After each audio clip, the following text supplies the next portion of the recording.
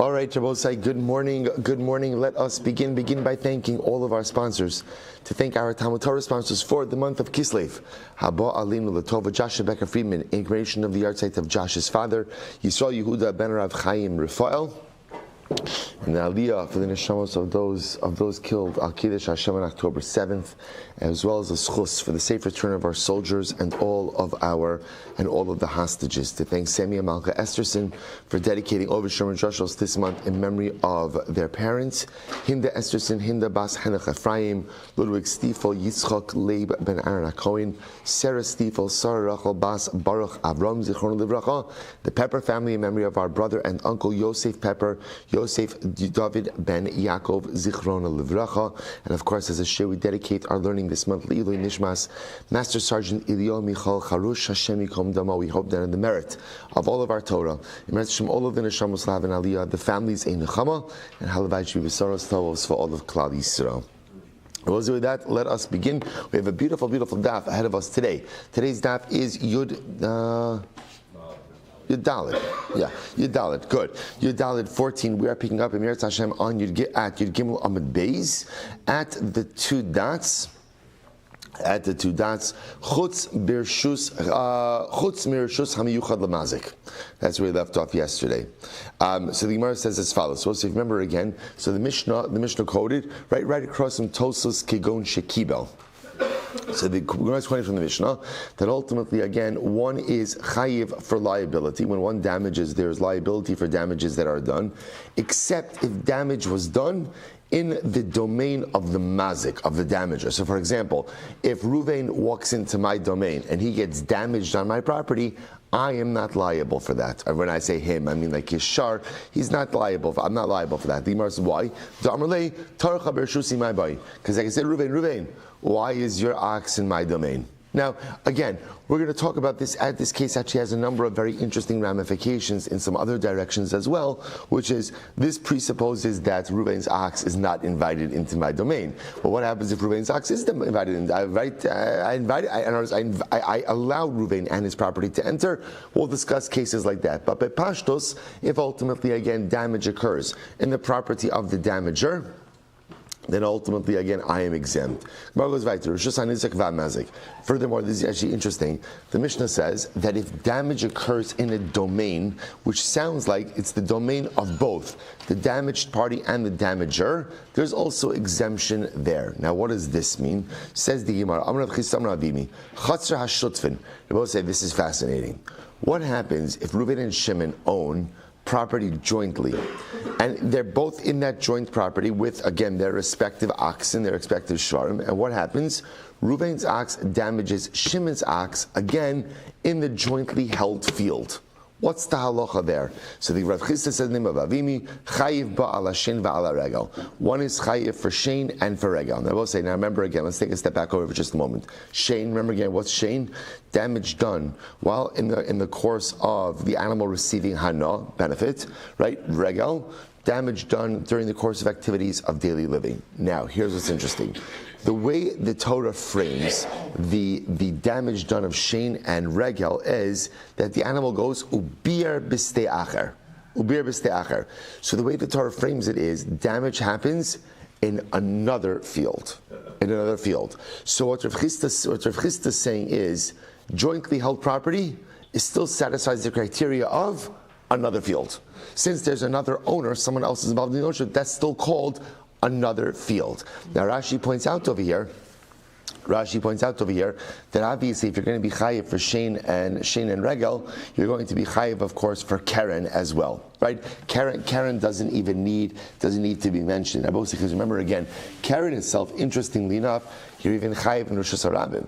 Right, which of course is interesting because halacha l'maaseh Rosh Hashanah is free for all. Everyone's allowed to be there, right? But l'maaseh, if you're even chayav for Karen and Rosh Hashanah, so obviously we see that Karen damage doesn't really matter whether which domain you're in is going to be liability. So I'll say that's the position of Rav Chisda of Avimi. Okay, this is what the Mishnah means to say.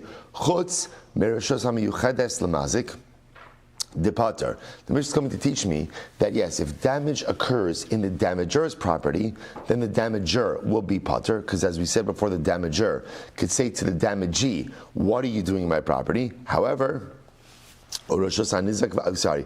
Urishus hanizak v'amazik kishezik chavamazik. But if damage occurs in jointly owned property, then ultimately again there will be liability. So we'll say this is the opinion of Rav Chisda that halacha l'maaseh if damage occurs in jointly owned property, one is chayiv for shein, regel, and keren. Incredible. Rabbi Elazar says patra ala shein v'ala regel. No. Not true. Not true.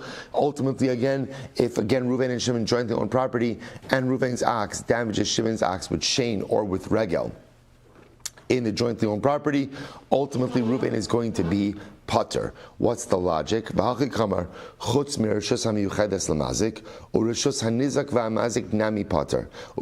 So therefore, Rabbi Elazar will say, not only are you pater if damage is done in the damager's property, but even if damage is done in jointly owned property. Ukishehizik chav hamazik lasuye keren. And ultimately, again, Rabbi Elazar say when the Mishnah says that phrase. So Rabbi Elazar say, by the way, what's Rabbi Elazar's logic? Rabbi Elazar's logic is jointly owned property does not satisfy the biblical criteria of ubir b'stei acher. Stei acher means property that is not owned by either of them. Not owned by either of them. But if the property is jointly owned, then or is the domain ultimately of the damager, then halacha l'maisa there will not be liability in said case. Interesting. Now what about when the Mishnah says the phrase ukishehizik chav hamazik? Right, and the Mishnah says again that ultimately again, when damage was done, the damager is obligated. What does that come to include? Lasuye keren. That comes to include the case of keren. Okay, if you look at Rashi says kishehizik. It's almost right across in Rashi. Kishehizik chavamazik lasuye keren. Rabbi Elazar di'imishum meitov hatana lereisha el lasuye keren dechayiv alav delo tanya le'el behat. It's good. So therefore, the Mishnah is coming to teach me that there's liability for keren. Now, let's remember again, this is already our second Mishnah Bava Kamma. Why is the Mishnah here teaching me that there's liability for keren? Watch this. Going back a little bit of a chazar from the past. So Hanicha Shmuel. So I'll say this makes sense according to Shmuel. When I remember again, what did Shmuel say? Shmuel said that in the previous Mishnah, Shar ultimately again was regel, and Maveh was shein. According to Shmuel, this makes sense because now our Mishnah is introducing keren liability. Beautiful. El Rav Damar Tana Shar v'Chamili Deshar. So I will say, but according to Rav, who said that Shar in the first Mishnah, he said that Shar included what? Keren, shein, and regel. If that's the case, then ultimately again, Chava Mazek la Suye Mai. So we'll say, what is that phrase ultimately again of Chava Mazek, that there's liability for the damager? What does that come to include? We'll say first wide line, bottom of 13b. So the Gemara's last suye hadutarabarim. This is very interesting. It comes to include the following cases. Watch this. The Gemara says the Tanrabanan. The Tanrabanan. So the Gemara says I'm sorry. So suye hadutarabanan kishizik chavamazik lahavi shomer chinam. So we'll say that phrase, that ultimately, again, when damage is done, the damager is liable. It comes to include a whole host of other cases. What cases? Shomer chinam, unpaid custodian; shoel, borrower; no say schar, paid custodian; socher, renter. In all of these cases, shezika behema birshusan, if an animal was damaged while the animal was under their watch, then what's the halacha? Tam mishalim chatzi nezek.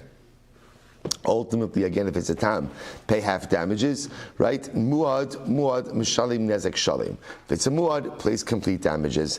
However, nifrat sabalayla, if the animal somehow escaped its pen at night, shepartsuha, listen, nifrat sabalayla really means actually the wall, like the pen came down at night, or thieves went ahead and breached the wall, and as a result, the animal gets out and does damage.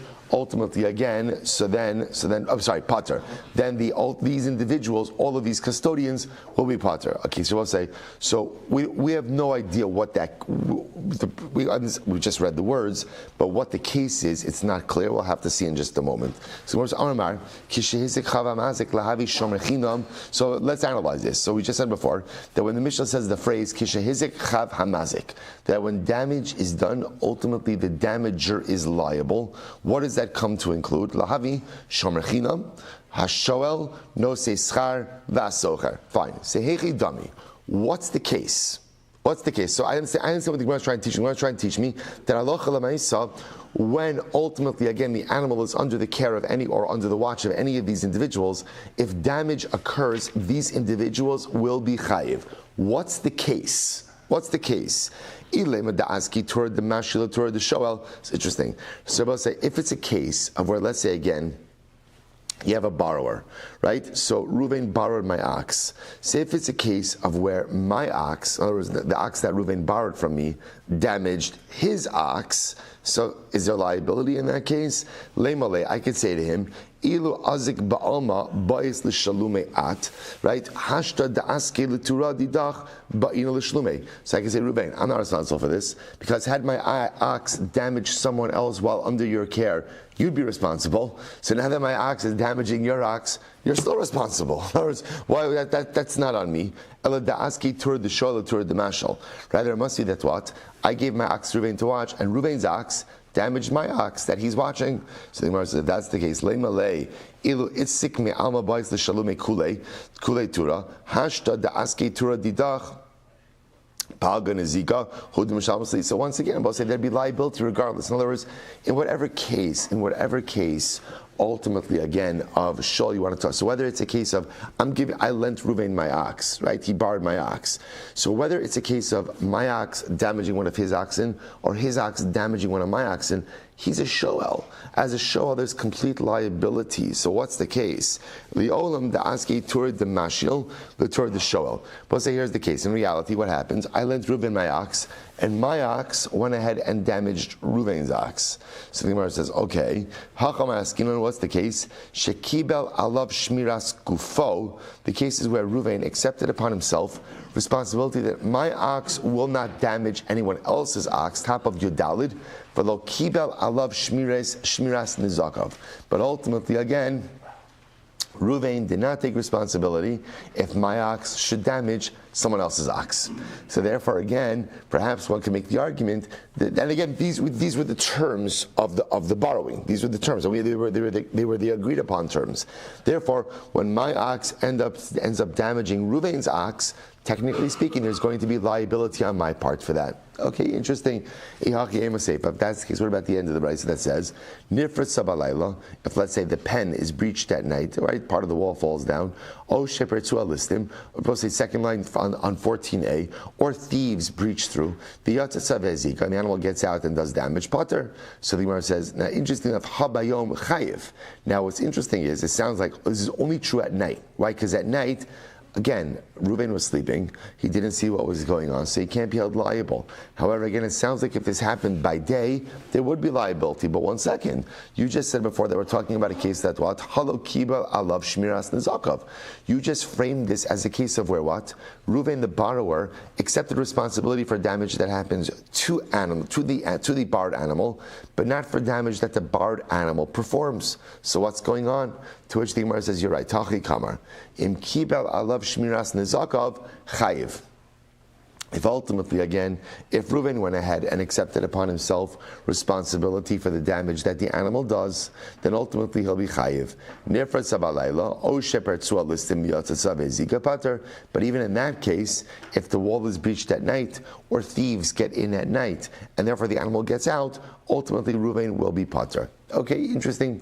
So the Gemara says, Allah is this true? Is this true? That ultimately, again, that Allah if my shard did damage, right? Ultimately, again, if the shard did damage with now we'll say, let's take a step back for just a moment.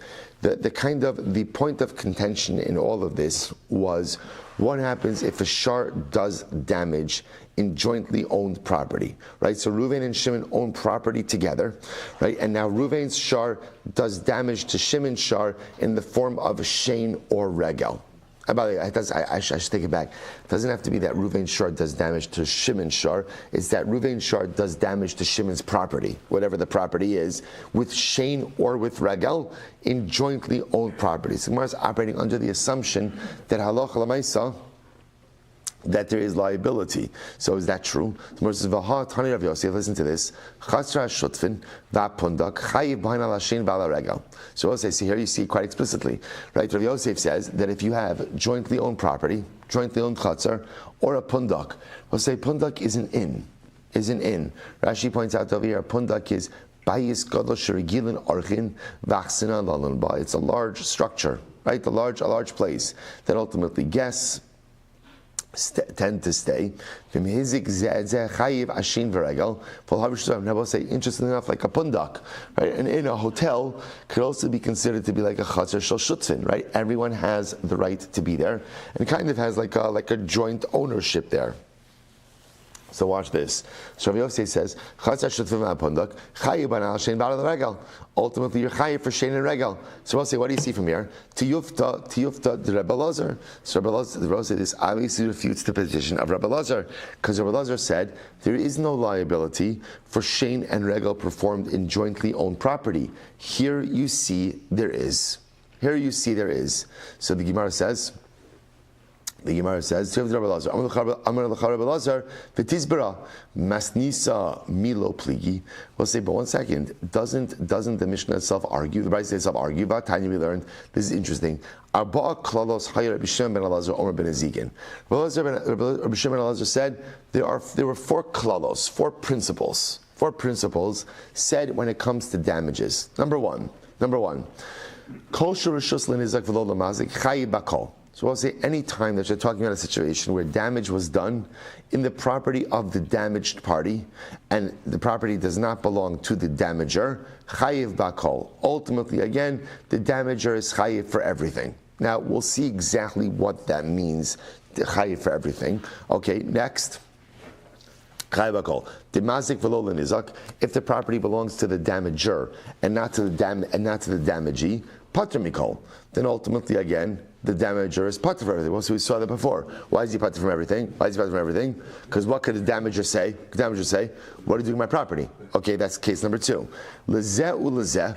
What happens if the property is jointly owned? So chatzra shutzfin va'bika pater ala shein v'ala regel. All right, so now here you have this brayso that says if it's jointly owned property, then what? Then you're pater on shein and on regel. All right, so the Gemara says al hanigicha, v'al hanigifa. So we'll say when it comes to biting, when it comes ultimately again to pushing, or nishicha. Negicha is goring, right? Neshicha biting, ala revitza squatting on, beita kicking. So the halacha is tam mishalim chatzi nezek. If it's a tam it pays half damages. Muad mishalim nezek shalim. Ultimately, muad pays complete damages. Lola zeh v'lola zeh. What happens if the property belongs to neither of them? Kigon. Chatzar she'eno shel shnehem. Right? Either again, about say that could be a chatzar that doesn't belong to either of them. Chayiv al hashein v'al haregel. Chayiv al hashem v'al haregel. One's chayiv for shein and for regel. Al hanegicha, v'al haneshicha, v'al hanegifa, v'al hanevitzah. So remember again, this is all Karen. Vala be'ita. So we'll say, so again, if the damaging animal either went ahead and gored, or bit, or pushed, or squatted on, or kicked, tam mishalim chazi nezek, muad mishalim nezek shalim.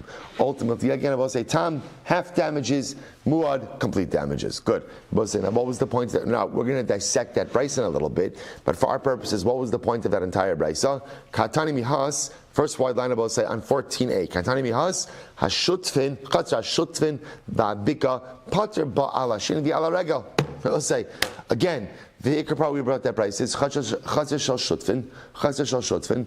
Ultimately, again, you're exempt for shein and regel. So both say kasha ahadadi. So we see now that we have conflicting braysos, which on one hand is good news. Why is it good news?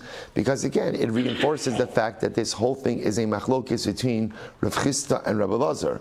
Right? Remember, this is how this whole thing started. If damage is done in jointly owned property, is the damager chayiv for shein and regel? Rav Chisda says yes, that's called stei acher, that's called another field. Rabbi Lazar says, no, it's not called another field. So the same way there's machlok is also contradictory braysos. To which the Gemara says, no, it's not a contradiction. First wide line, I will say, first wide line, 14a, end of the first wide line, kitan yahin. Now second wide line, bechatzer miyuchedes lazeh ulazeh, bein leperos ubein leshvarim. So we'll say, now watch this. This is interesting. So the Gemara suggests, when do we say that halacha l'maisa, the brisa that says that you're pater for shein and regel, pater for shein and regel, in a jointly owned chatzar? So we'll say that's in a chatzar ultimately again, where both parties had permission to use it both for produce and livestock. For produce and livestock. Look at Rashi. Rashi says, almost like right across from Rashi, Bechatzim yichedes lezel lezeh, leperus l'shvarim, dahavi lechatzra shutzvin legabi shein or legabi karen, hilchach b'shein pater b'shus rabim or b'karen tama, chatzin ez b'shus rabim sham. So let's listen to this. Salocha l'maisa. This is talking about a case where you have the right to put both your produce as well as your oxen. So therefore, again, in this case, halacha l'maisa, you will be pater for shein. You'll be pater for shein because it's not called stei acher. Right? It's not called another field. You have permission to be there, so it's not called another field. But ultimately, again, we'll be chayev for Karen. Okay? So the Gemara says, Hahid Rav Yosef. Rav Yosef's case is bechatzra miyuchades leperos ve'ena miyuchades leshvarim. Very interesting, I will say. The case ultimately of Rav Yosef is where you have permission ultimately again to keep, right? It's jointly owned, but the partners have permission to put their produce in there, but don't have permission to put their livestock, their oxen in there. So watch this. Delagabe shein havi lechatzar nizak. When it comes to shein, it's considered to be privately owned property, and therefore, again, both say, remember, there is no liability for shein done on privately owned property. I'm sorry, take a look at Rashi. Sorry, take that back. Rashi says over here, therefore it's considered to be the property of the damaged party. You're not allowed to bring an oxen over there. Therefore, and ultimately, again, it's not comparable, ultimately, again, to Rosh Hashanah. So back to the Gemara. Therefore, for Shein purposes, it's considered to be the property of the damaged party. Incredible. Dekenami diktani. So also you could see an inference, a diuk in this as well. Diktani hacha dumya de pundak. Because remember again, the brisa goes in and compares it ultimately to a pundak, to an inn. The katani hasam dumya de bika. It says over there that is comparable ultimately again to a valley. Shmamina, indeed, you can see that this is the correct understanding. So ask the Rabbi Zera. The Bava says that's how the Gemara reconciles the contradiction between the braisos. They're talking about different permissions in different cases. Maskil the Rabbi Zera, kevadim yuchades leperos. 1 second. If we're talking about a case, ultimately again, of where halacha l'maisa, both parties have right to keep their produce there. So how is there liability for shein? Because for shein, ultimately, you will say, what do you need? You need the damaging animal to wander into a different field. What does it mean in a different field? A field in which it does not have permission to be. But if it has permission to be there, or if the produce, so why is that called b'steir acher?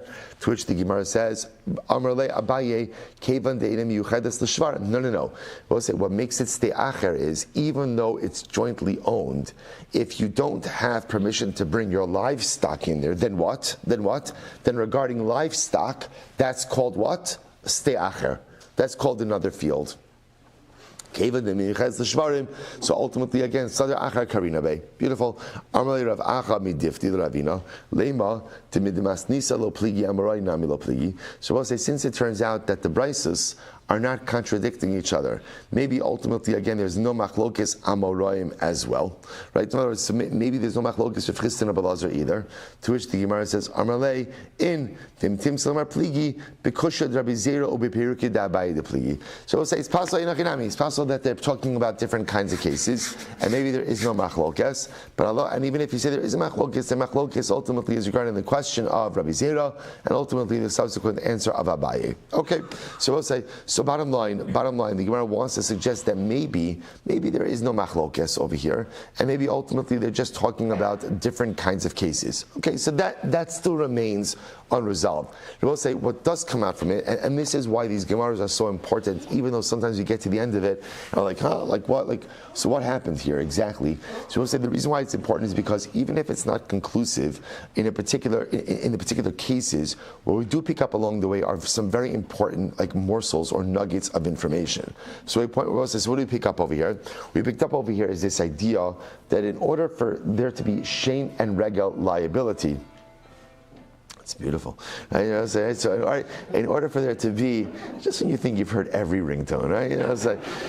So in order for there to be shein and regel liability, remember again, where does it have to happen? This is an important idea. Where does it have to happen? It has to happen b'stei acher, in a different field. So we'll say, and this kind of comes together with everything we've seen up until now. So for example, we'll say, if halacha l'maisa, damage occurs in the property of the damager, there's no liability, right? Why is there no liability? In general, there's no liability because the damager could say, what are you doing here?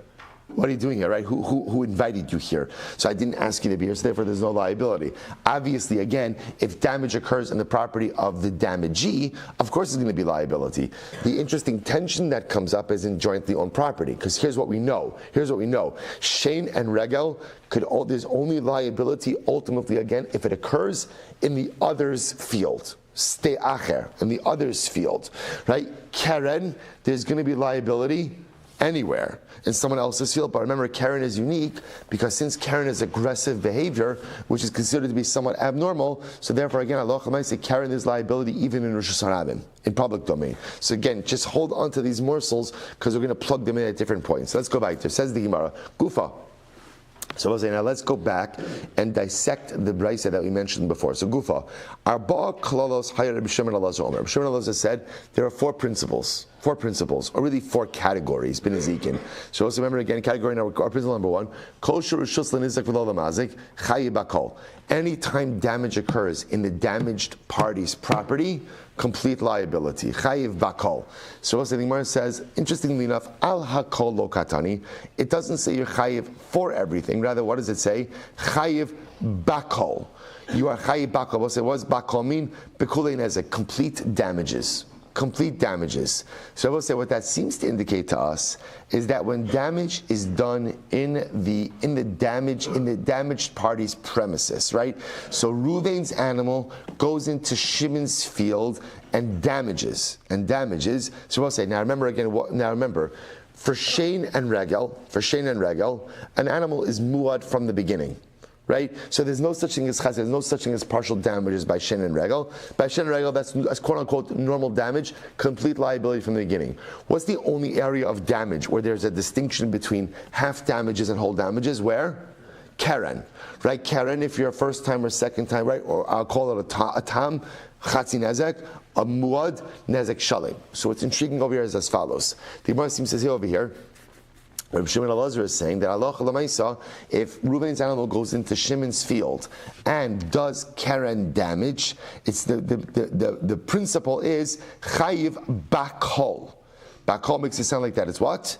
Nezek Shalim. Nezek Shalim. So the Gemara says, so Bekuli Nezek, who says this? So the Gemara says, Rabbi Tarfani Amar Mishuna Karen Benezek Bechatzra Nizak Nezek Shalim Mishalim. Rabbi Tarfani will say that Mishuna Karen means a unique case of Karen, that occurs ultimately again in the damaged party's property. You automatically pay complete damage. So I will say the Mishuna Karen means abnormal Karen. The truth is Karen is always abnormal. Karen is always abnormal.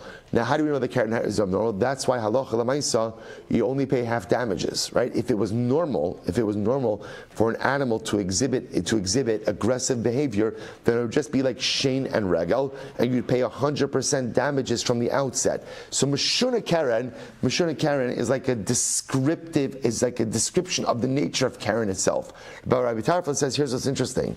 When do you pay half damages? Half damages is when the animal damages in Rosh Hashanah. But if my animal damages Reuven's animal, or Reuven's animal in Reuven's property, Nezek Shalim, complete damages. Incredible. But say, take a look at Rashi for just a moment. Rashi says over here, it's the last part of the first wide line of Rashi. Mishuna Karen b'chatzar nizak mishalim nezak shalim mishalim Karen tama v'chol do dosea Karen mishuna hoil b'shino es veston shelo hayu darken lekach. So I will say, so it's interesting. So Karen mishuna is not when you look at it, you're like, oh, this is a new category of Karen. It's not a category of Karen. It's just a description of Karen. I would say, it's an interesting idea that Karen. So Karen is Rashi's Lashon Hara is actually very interesting. Rashi says, "Hoil v'shina as veston." The animal changed its vesas, not like a din in Hilchos Nida over here, right? The animal, right? What's a vesas? A vesas is a cycle, right? The animal changed its normal behavior. So I will say, the nature of people, the nature of beings, is to be b'shalom. This is a very important idea. It's to be b'shalom. Hakadosh Baruch Hu created humanity. Hakadosh Baruch Hu created the animal kingdom, right? To exist b'shalom. That's the default. That's the default. Karen activity, aggressive behavior that goes ahead and hurts another. That's a shinui vesas. That's a change in the temperament. That's a change in the cycle. Which I will say, is such, and what's true of the animal kingdom, alachas kamma v'kamma, is true for man. We'll say the natural state, and even if we just apply this to Klal Yisrael, the natural state of Klal Yisrael is to be b'shalom. That's the natural state. Where there is infighting, where there is disagreement, where there is machlokes, that is a shinui vesas. That is a change and an aberration from the norm. You know what our national challenge is? Our national challenge is, after 2,000 years of kind of being at each other, so we think machlokes is the norm, and like shalom is. I'll tell you something interesting. Right now, we're living in such a time of shalom, right? And it feels so unique. Isn't it sad? On one hand, it's beautiful. Shalom is beautiful. Isn't it sad that shalom feels so unique? Right? People are like, wow, this is great. As if like we discovered something, right? We discovered something called shalom, which is beautiful that we've discovered shalom. We should hold on to it in Meretz Hashem until Mashiach turns it into a permanent state for us. Absolutely, absolutely. But there's a sadness that like we feel we struck gold, that like we have found something that we never had before. It shows us to a certain degree how broken things were, that now we feel that we've stumbled upon this new thing called shalom that no one ever discovered. Again, Baruch Hashem, we stumbled upon it. Tragic how we stumbled upon it, but we should hold on to it. But it's interesting, just even Karen is called Mishuna Karen. Aggressive behavior towards the other, even in the animal kingdom, it's Mishuna. It's Mishuna. It's not the Hakadosh Baruch Hu created the world. In any event, so Rabbi Tarfon holds that when Karen is done in the Rishus HaNizak, ultimately again there's Nezek Shalim. I'm going to say, if I look at the end, Lo Lazeh v'Lo Lazeh, what if damage is done in the property that doesn't belong to either of them? Kigon Chazar she'eno shel shnehem. For example, I'm going to say, if you have a chazar that doesn't belong to either of them, Chayiv ba'ala she'en v'ala regal. Ultimately, again, there will be liability for both she'en and regal. So what does it mean, my Lo Lazeh v'Lo Lazeh? What does it mean, property that doesn't belong to Reuven or to Shimon? Ilema Lo Lazeh v'Lo Lazeh klal ela da'acher.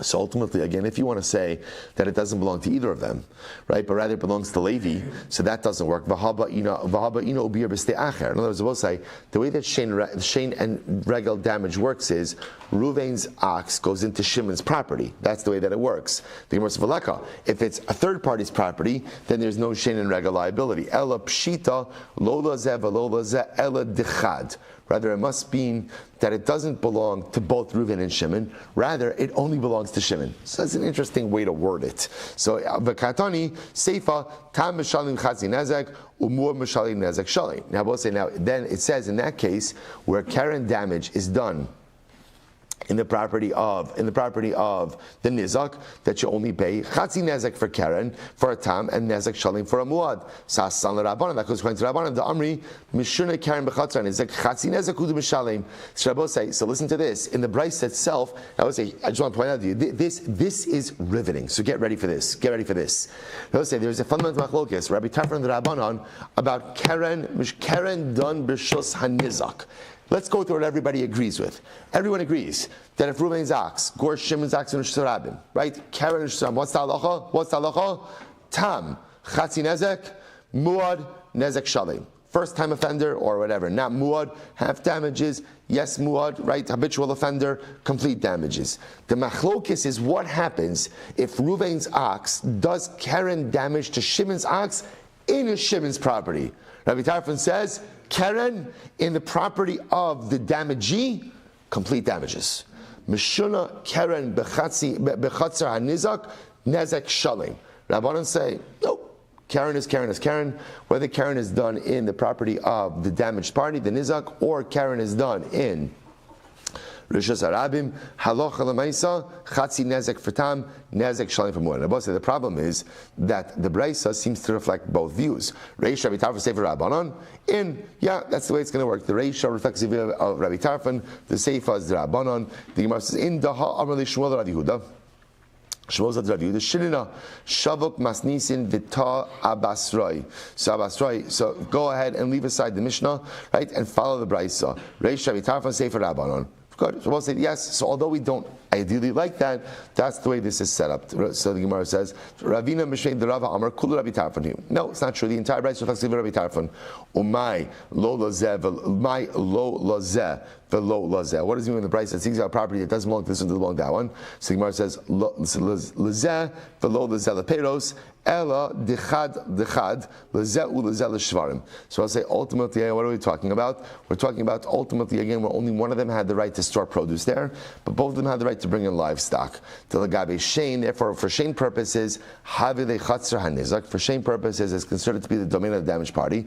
Lagabe keren havile rishus harabim. But for keren, since they both had rights to be there, it's called rishus harabim. Ihachi, if that's the case, arba shloshavu. If that's the case, then there aren't 4 cases or 4 principles, that there are only 3. It says Amud Beis shlosha kalalos v'arim makamos. There are 3 principles that ultimately again are espoused in 3 different places. All right, incredible. So I will say. So by the way, halacha l'maisa. This is very exciting. So we'll say, so now we've seen the halacha l'maisa. In order for shein and regal, ultimately again for there to be liability, it has to be stei acher. It has to be someone else's field, right? The damaged party's field can't be jointly owned. We also see that if damage done in the damager's field, ultimately again no liability. Damager says, what are you doing here? What about the halacha of keren done b'rshus hanizak? So what happens? We'll say if Ruvain's ox damages Shimon's, gores Shimon's ox, keren damage, where? In Shimon's property. In Shimon's property.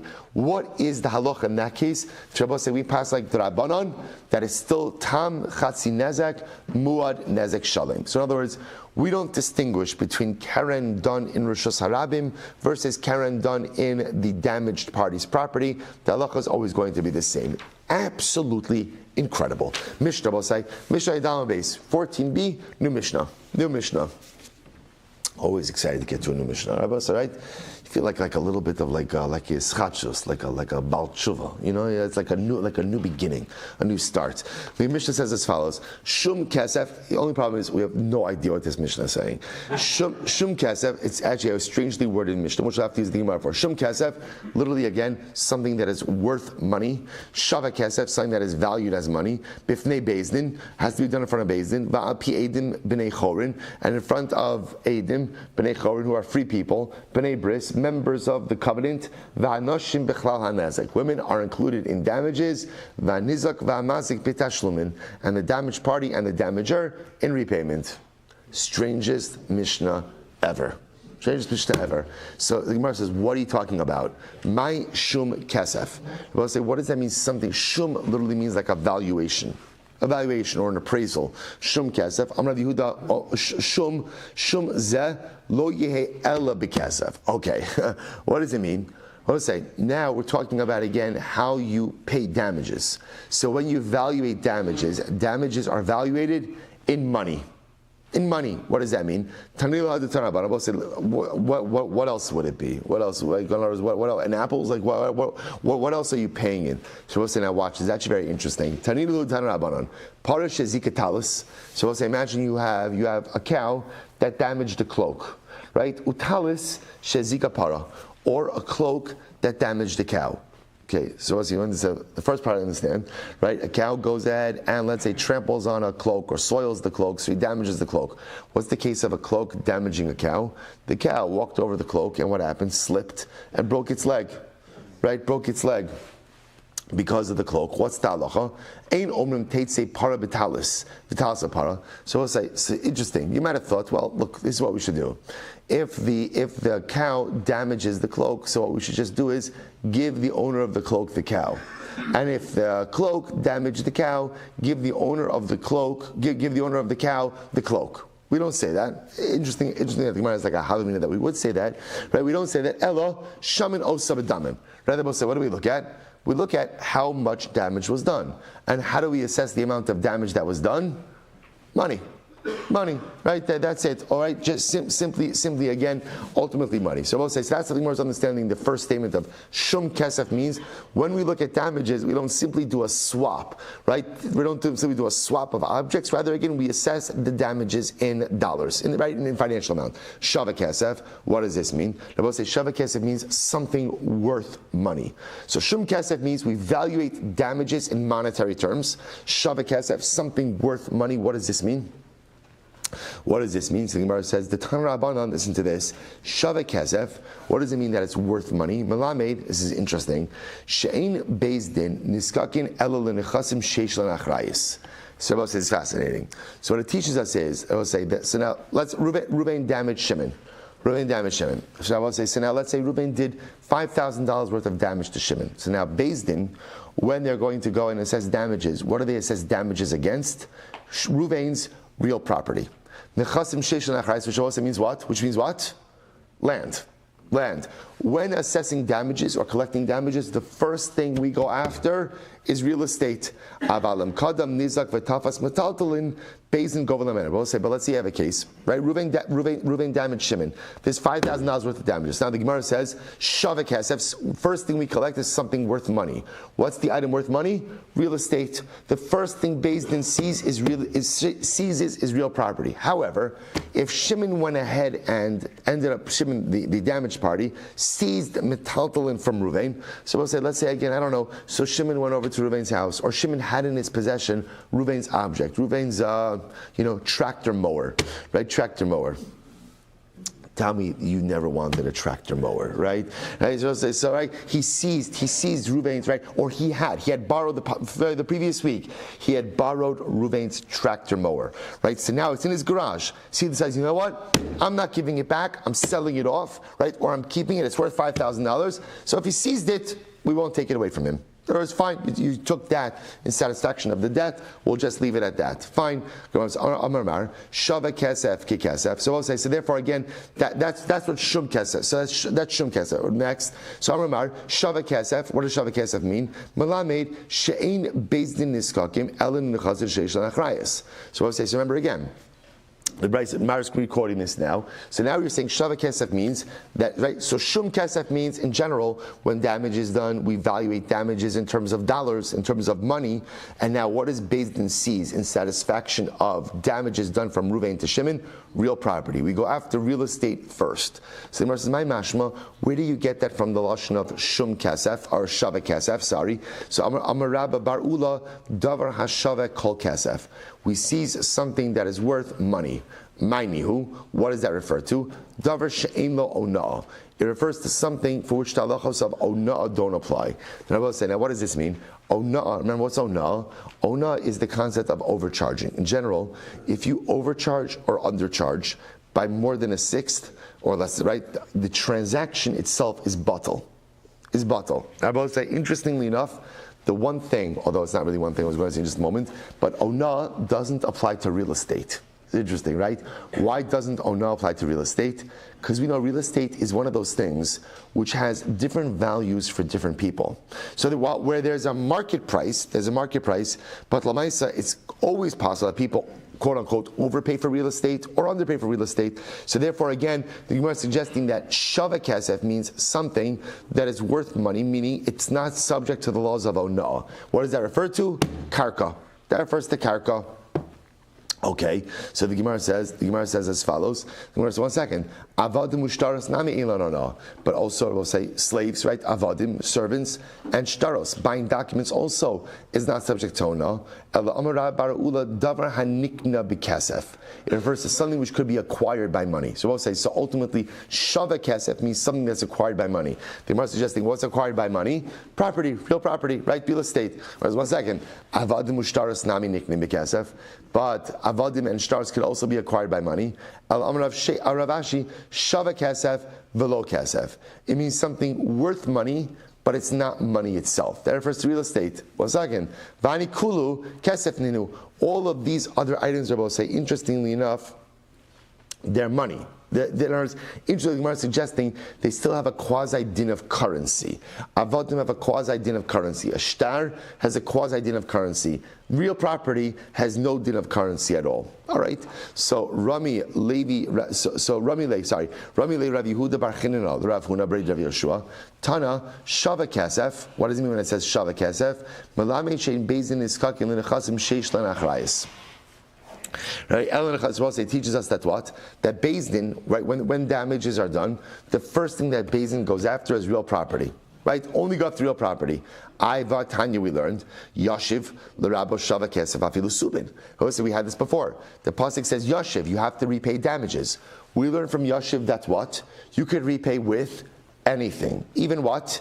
Even bran. They will say bran is just descriptive of what? Of like lowest grade stuff. Lowest grade stuff. So Gemara says, see from the you don't have to repay with real estate. You can repay even with metalton, even lowest grade metalton. Hacham askinon, what's the case here? Biyasmi. Interesting, I will say, biyasmi. Now, I will say, now what is this? We're dealing with orphans.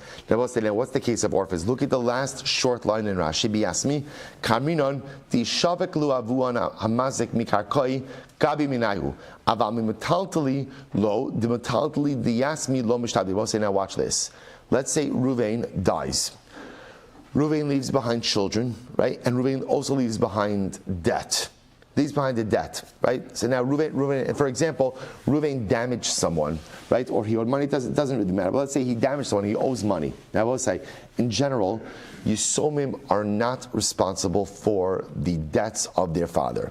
The only time that they are, I will say, is when those debts had a lien against real estate, right? If the debt had a lien against real estate, then halacha l'maisa, you could seize that real estate, that encumbered real estate, from the estate of the Yisomim. That you are allowed to do. So the Gemara says as follows. So perhaps when we say that halacha l'maisa, you could see that Beis Din first goes after real estate. What is that? So I will say. So remember again, what's our problem? Our problem here is you're telling me this whole time that when you collect for damages, ultimately again you're collecting from real property. But now Yoshiv teaches me that what? When collecting from damages, you can collect from what? Anything, even subin, even bran. So how do you reconcile it? Gemara says you're right. When we speak about going after real property first, what is that talking about? The Yisomim case. In fact, the only way to go ahead and satisfy a debt, satisfy debt damages from a Yisomim is if there was a lien against real property. Biasmi. If that's the case, I'll say, if halach l'maisa it's Yisomim, then ema seifa im kadam kivdeim nizak v'tafas metaltalin Beis Din govel mehen. So what did the Brisa say? The Brisa said that Ruvain, if Ruvain, the damaged party, goes in and seizes metaltalin, right, in satisfaction of the damages, then what? We don't extract it from him. But 1 second. Imi Yasmi, but if it's talking about Yisomim, am I Beis Din govel mehen? So I'll say again, but if it's Yisomim, you're not allowed to seize metaltalin from Yisomim. Don't think you're allowed to take it from Yisomim. It's karka. To which the Gemara says, Amrav Nachman shetafas mechayim. No. The case of where you seize metaltalin, I'll say, is where what?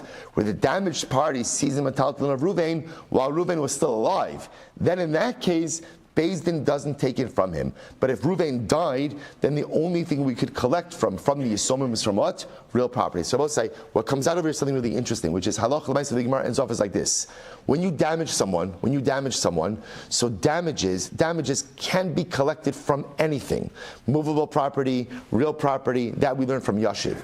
If Ruvain damaged Shimon, and then Ruvain dies, right? Ruvain dies, and now we want to collect from damages from the Yisomim, then Abba say, the only thing you can collect from is what? is real property, right? But halacha l'maisa, so that's the Yisum case. That's only real property. But if Reuven damaged Shimon, halacha l'maisa, we could collect from real property or from movable property. If the damaged party seized something in satisfaction of the damages, we don't extract that ultimately again from the damaged party. I'll say, but halacha l'maisa, we actually had this halacha before. But let me just quickly end with this. The Shulchan Aruch Paskins in Siman Tov Yutes, Sif Aleph. Remember again, the Shulchan Aruch Paskins that when it comes to damages, first we go after metaltalin, right? Again, when it comes to damages, the first thing you collect from is from metaltalin, movable property. Only in the event that there's not enough metaltalin to satisfy damages, then and only then do we do what? Do we go after real property? So that's how the Shulchan Aruch Paskins. Shkoyach. All right, Chavran Zoom. Have a great day, everyone. Good to see everyone.